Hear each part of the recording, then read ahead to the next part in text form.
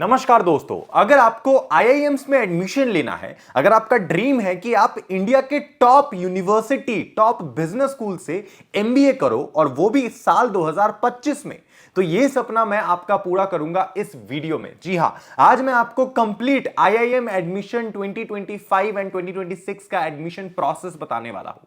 अगर इस साल आप नवंबर में एमबीए की तैयारी कर रहे हो, इस साल आपको नवंबर में कैट एग्जाम देना है, तो ये वीडियो आपके लिए परफेक्ट रहने वाला है। All in one video. इस वीडियो के अंत तक आपको पता लग जाएगा कि आईआईएम में एडमिशन लेने का क्या प्रोसेस है। 3 स्टेप के अंदर आपको मैं कंप्लीट आईआईएम एडमिशन 2025-2026 के बारे में कंप्लीट डिटेल में बताऊंगा।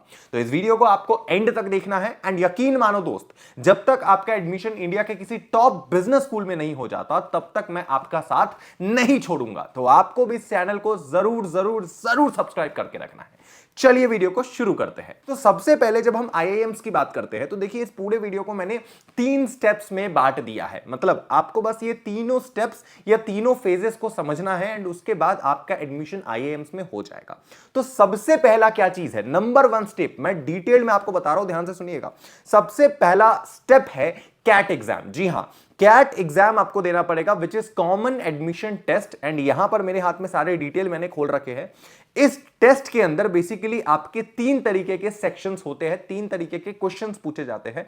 सबसे पहला होता है क्वांटिटेटिव एप्टीट्यूड, जिसे हम कहीं ना कहीं मैथ्स भी कहते हैं। दूसरा होता है वर्बल एबिलिटी, जिसे हम कहीं ना कहीं इंग्लिश भी कहते हैं। एंड तीसरा होता है logical reasoning and data interpretation, ठीक है, जिसे हम रीजनिंग कहते हैं। अब इसमें बेसिकली यह है, आप ऐसा लगा लो कि अगर आपको आईआईएम के टॉप बिजनेस स्कूल्स में जाना है, अगर आपको आईआईएम एबीसी में जाना है, which is IIM Ahmedabad, IIM Bangalore, IIM Calcutta, ये क्या है, ये टॉप आईआईएम्स है। मतलब यहां से अगर आप निकलोगे, एक तो सोसाइटी में आपको प्रेस्टीज मिलेगी, आपके घर मोहल्ले में आपको हर जगह लोग पूछेंगे, एंड सबसे बड़ी बात कि आपको जॉब सिक्योरिटी मिल सकती है, एक बहुत भयंकर जॉब आपको मिल सकती है, लाखों का प्लेसमेंट। तो इन आईआईएम्स में जाने के लिए आपको कम से कम, अगर आप एक जनरल कैटेगरी से हो, तो एटलीस्ट आपको 99 प्लस परसेंटाइल स्कोर करना पड़ेगा। इस लेवल का कंपटीशन है आज के समय आईआईएम्स में। ऐसा नहीं है कि एग्जाम बहुत ज्यादा टफ है, नहीं, एग्जाम में तो आपका वही सवाल पूछा जाएगा जो सवाल आप बेसिक अपना 10th लेवल तक में पढ़ते हो। जो मैथ्स होंगी वो 10th लेवल तक की होंगी, इंग्लिश 10th लेवल तक का होगा, रीजनिंग भी 8 to 10th लेवल तक का ही होगा। लेकिन कंपटीशन इतना ज्यादा है जिस वजह से एग्जाम की जो परसेंटाइल है, कट ऑफ है, वो बहुत हाई रहती है, specially for top business schools. Okay, इसके अलावा अगर आपको किसी दूसरे बिजनेस स्कूल में जाना है, लाइक बहुत सारे ऐसे इंडिया में अदर बिजनेस स्कूल भी है जो कैट के एग्जाम को कंसीडर करते हैं। लेट्स सपोज आपका एफएमएस है, तो वहां भी आपको एटलीस्ट 96 परसेंटाइल से ऊपर ही स्कोर रखना पड़ेगा अपने कैट एग्जाम में, तभी वहां पर आपका एडमिशन होने वाला है, ठीक है। इसके बाद स्टेप नंबर 2, पहले स्टेप में तो आपने एग्जाम दे दिया। अब ये एग्जाम आपने कब दिया, ये दिया आपने नवंबर के महीने में। रिजल्ट कब आएगा, रिजल्ट आएगा आपके जनवरी के फर्स्ट वीक में। तो रिजल्ट जब आपका हाथ में आ जाएगा, जब सबसे पहला आपके सामने रिजल्ट होगा, आपका स्कोर कार्ड होगा कि हां भैया चलो मुझे इतना स्कोर आ चुका है, ये पहले आपने एग्जाम दे दिया। ध्यान से समझिए, पहला स्टेप में आपने एग्जाम दिया, एग्जाम का फॉर्म फिल करा, एग्जाम की नोटिफिकेशन आई, रजिस्ट्रेशन फॉर्म फिल करा, रजिस्टर किया, एग्जाम को दिया, एग्जाम की आंसर की आई, एंड उसके बाद जब रिजल्ट आया जनवरी में एग्जाम के बाद कि एक्चुअल आपने कितना स्कोर करा है, उसके बाद शुरू होता है आपका स्टेप नंबर 2। अब स्टेप नंबर 2 में बेसिकली आपका शॉर्ट लिस्टिंग होगा। जी हां, आपको आईआईएम से कॉल किया जाएगा कि क्या आप आपका जो स्कोर है वो स्कोर किसी भी आईआईएम में बैठ पा रहा है या नहीं, आप किसी आईआईएम के कट ऑफ को क्लियर कर पा रहा हो कि नहीं। तो जो कॉल आपको आता है, मान लो कि आपने 96 परसेंटाइल स्कोर करा, बट जरूरी नहीं कि 96 परसेंटाइल स्कोर करने के बेसिस पे आपको कोई आईआईएम बुला ले अपने यहां पे इंटरव्यू के लिए, ऐसा नहीं होता। आपकी जो शॉर्ट लिस्टिंग है ना, बेसिकली जो कॉल आता है, विच इज स्टेप नंबर 2, ये होता है on the basis of composite score. जी हां, कॉम्पोजिट स्कोर का मतलब है कि आपने कैट में तो चलो अच्छा स्कोर कर लिया 96 परसेंटाइल, लेकिन उसके अलावा आपके पास अदर क्या ऐसी चीजें हैं जिसके बेसिस पे आपको शॉर्टलिस्ट किया जाए। तो इसमें क्या कंसीडर किया जाता है, ध्यान से सुनना। सबसे पहला आपका कैट का परसेंटाइल, जिसको मैक्सिमम लगभग 40 to 60% आईआईएम्स वेटेज देते हैं, उस स्कोर को कंसीडर करते हैं फॉर शॉर्टलिस्टिंग। एंड इसके अलावा वो एकेडमिक्स भी देखते हैं। ज्यादातर आईआईएम्स जो बड़े बिजनेस स्कूल्स है, वो सब क्या करते हैं, आपके 10th का स्कोर, आपके 12th का स्कोर, ये भी देखेंगे। तो लेट्स सपोज कोई आईआईएम है, फॉर एग्जांपल एबीसी आईआईएम, ठीक है, ये क्या करेंगे, इनको अगर आपको शॉर्टलिस्ट करना होगा और आपको अगर 96 परसेंटाइल आया है तो उस केस में ये क्या करेंगे कि 40 to 60% वेटेज आपके कैट एग्जाम को देंगे, एंड इसके बाद ये कुछ पॉइंट्स आपके 10th एंड 12th को भी देंगे। मान लो आपके 10th में अगर 95% है तो आपको दिया जाएगा 5 पॉइंट, अगर आपके 12th में 90% प्लस है तो अगेन आपको 5 पॉइंट। तो इस तरीके से आपको 5 या 10 15 पॉइंट्स दिए जाएंगे अकॉर्डिंग टू आईआईएम्स। देखिए हर आईआईएम्स की एडमिशन प्रोसेस अलग होती है, हर आईआईएम्स अपना शॉर्टलिस्टिंग प्रोसेस अलग रखता है अपने हिसाब से, ठीक है, ये आपको समझना पड़ेगा। तो आपका जो एकेडमिक्स है 10th 12th उसके मार्क्स को देखा जाएगा, आपका वर्क एक्सपीरियंस देखा जाएगा कि क्या आपके पास कोई वर्क एक्सपीरियंस है कि नहीं, क्या आपने आज से पहले किसी डिफरेंट जगह पे काम करी है, क्या आपके पास कोई ऐसी वर्क एक्सपीरियंस है, लाइक अगर आप कोई पायलट हो या फिर आप फॉर एग्जांपल आप कोई इंजीनियर हो या फिर आप कोई डॉक्टर हो या फिर आप कोई इससे पहले फॉर एग्जांपल आप फौजी थे, आप फौज में थे, या फिर आपने कोई स्टार्टअप किया है या फिर किसी बड़े कंपनी में काम करा है, तो ये वर्क एक्सपीरियंस आपका देखा जाएगा एंड इसको भी कुछ पॉइंट्स दिया जाएगा। इसके बाद आपकी जेंडर डाइवर्सिटी भी देखी जाएगी। अब देखिए जो आईआईएम्स होते हैं ना वो जेंडर डाइवर्सिटी के बेसिस पे भी काफी पॉइंट्स देते हैं और ये लड़कों के लिए बहुत खराब बात है। फॉर एग्जांपल अगर आप मान लो अगर एक फीमेल कैंडिडेट हो तो जो आईआईएम्स होते हैं ना जनरली फीमेल कैंडिडेट्स को थोड़ा एक्स्ट्रा पॉइंट देती है as compare to male candidate. अब तुम बोलोगे सर ये तो मेरे साथ गलत है मुझे पता है, लेकिन तुम कुछ कर भी नहीं तो सकते, इसमें कुछ नहीं किया जा सकता। इसमें ऐसा है कि है तो है, आपको मानना पड़ेगा, सिंपल सा रूल है, ठीक है।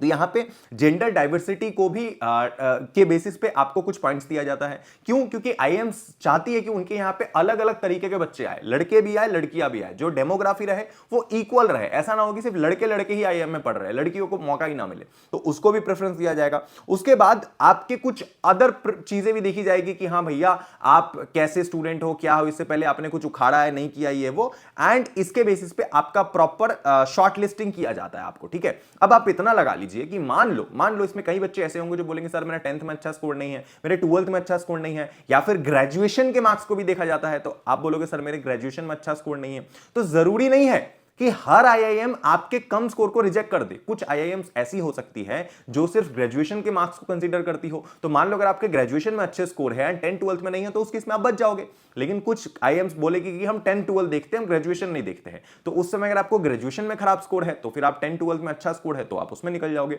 तो डिफरेंस है आईआईएम टू आईआईएम। हर बिजनेस स्कूल का अपना अपना लॉजिक होता है, अपना अपना एडमिशन क्राइटेरिया होता है, ठीक है, ये आप समझ गए।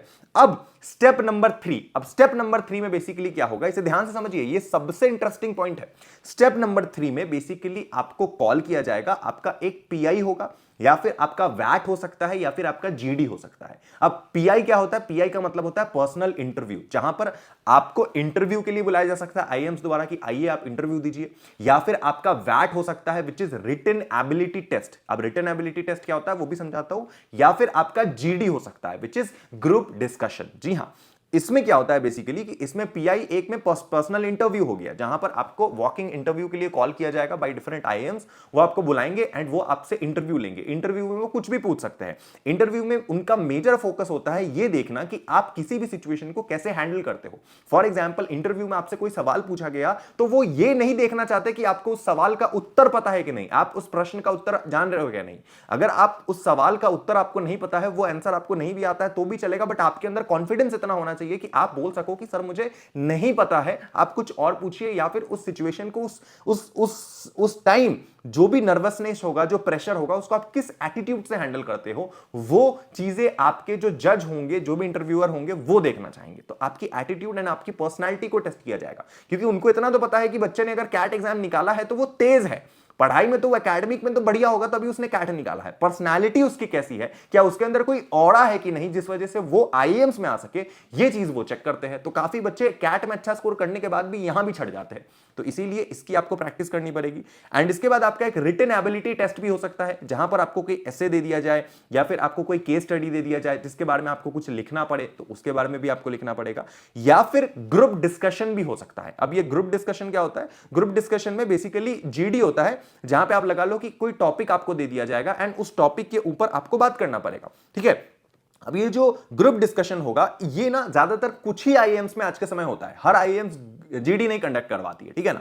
जीडी में बेसिकली आपको टॉपिक दे दिया जाएगा, 6 से 10 कैंडिडेट होंगे एंड हर टॉपिक के अकॉर्डिंग आपको बात करना पड़ेगा। जो सबसे बढ़िया डिबेट कर पाएगा उसको सिलेक्ट करके उसको पॉइंट दिया जाएगा एंड फाइनली इन सारी चीजों के बेसिस पे डिसाइड होगा कि आपको आईआईएम में एडमिशन मिलेगा कि नहीं। अगर आप इन सारी चीजों में खड़े उतरते हो, सारी चीजों के में एक एक चीज बढ़िया से करते हो, सब में बढ़िया पॉइंट लेके आते हो, देन डेफिनेटली आपका एडमिशन आईआईएम्स में हो जाएगा।